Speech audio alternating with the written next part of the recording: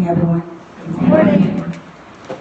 So, as Jane said, I come to you as someone who has done this work and from what I call from practice. I was very, very, very blessed to have had that incredible experience back in the early 90s. I want to start by saying that I want us all to keep in mind through today the issue of research, practice, and policy.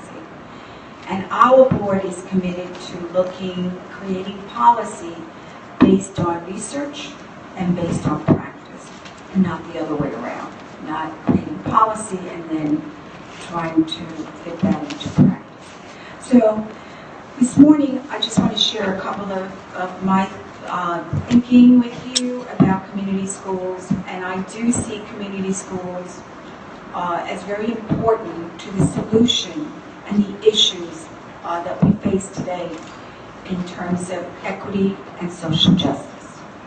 Community schools have an incredible place at the core of our educational system. I often think of the word community as common and unity, and I find community schools are common and unity, and they bond us. At this time, I want to acknowledge the Coalition for Community Schools for their research and practice around community schools. This conference is an opportunity, as Jane Quinn said, to share the knowledge and the strategies, because in the sharing practice is when we get to learn from each other and take back and share with our colleagues. For me personally, I think that 218, a middle school of about 2,200 kids in one building, 4 academies, was really a life-changing experience. It was a school that where I had the opportunity, believe it or not, to engage with people from all over the world. We had visitors from Japan, we had visitors from Australia, different places that wanted to learn from us in terms of our practices. I was blessed to be in the middle of a community that was very diverse, a community that at the time understood the value of doing this work together. I also knew that at the time that one of the most critical pieces was the idea of sharing our toys. A lot of times we come to this work and we have our lens of how we see the world, and we don't realize that the issue of complementarity, of how we complement each other, is so vital and so critical. Personally, it helps us all to develop, community schools help us to develop a systemic process that helps us to understand the issues of teaching and learning in schooling. We know, all of us know, that learning is impacted by so many things, such as social, emotional issues, the challenges of poverty, the challenges of being marginalized, but more importantly, the challenges that some of our kids are now engaging, which is the concept of teaching moral and looking at moral intelligence. We must help in this collaborative mission and purpose define and determine priorities, and by that I mean all of us together.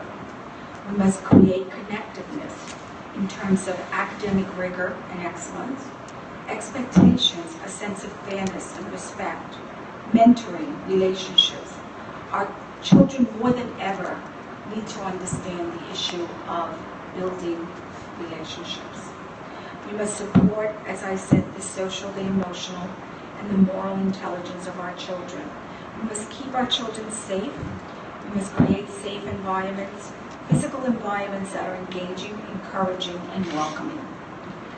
We must really work on some of the barriers that many of us know our children confront and make the environment an opportunity. Our work together is very complex. The lessons we can learn from each other are very enriching. We have many issues that we have to deal with. One of the proud moments as someone who has been involved in this work for many, many years is the current work that I'm involved with, Bronx Rising Together, which is an incredible, powerful community that looks at everything from housing to economic development, jobs, and stabilization and helping families to support children. We must look at coherence, because in coherence our work has meaning. We must have expectations and make sure that in this work we take into account health issues, counseling, and other issues that so many times, because of our work focused just on academic excellence, we takes a secondary place to the real work, which is about the whole child. And the whole child means the whole child. We must look at issues of early literacy, extended time, because many of our children need safe places after school. Many of our children need places where they can have help with many of their struggling areas. Extended day gives children an opportunity to form other and build other kinds of relationships with other adults. We must work on team building, that's essential. Set the ground rules for this team building. We must identify roles and responsibility, be strategic.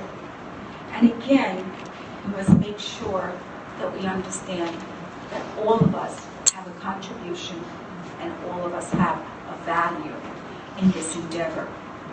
So I want to end, as I said, I hope to speak to many of you because I am very proud of the work that we did at 218. And so before I end, I just want to give you, you're not there, I know that Jane has a beautiful picture of my former school in her office. It was a building that was a hospital, and it was brand new when I stepped into that building. Magnificent building that had everything from a store, a clinic, mental health clinic, dental clinic that was open to the parents as well and the siblings. We had a radio station. We had a relationship, a studio, a ballet studio with Ballet Hispanico, Albanelli. We had an incredible drafting. Our children could dream about becoming engineers as well as architects, drafting tables. It was a paradise for very, very challenging children that only knew when they went home the sense of poverty, but they were rich when they came to our school, and we celebrated their successes and their talents. So it was a place that gave me hope. It's a place that I continue to think about, and as I continue to do this work, it stays very much a part of me, because I know where there is hope, and I know where kids can dream, and I know where adults have great expectations for our children, that we can succeed. So I want to leave you with this quote that I happen to like, where it says, "We learn about honesty and integrity, that the truth matters, that you don't take shortcuts or play by your own set of rules, and success doesn't count unless you earn it, fair and square." Michelle Obama.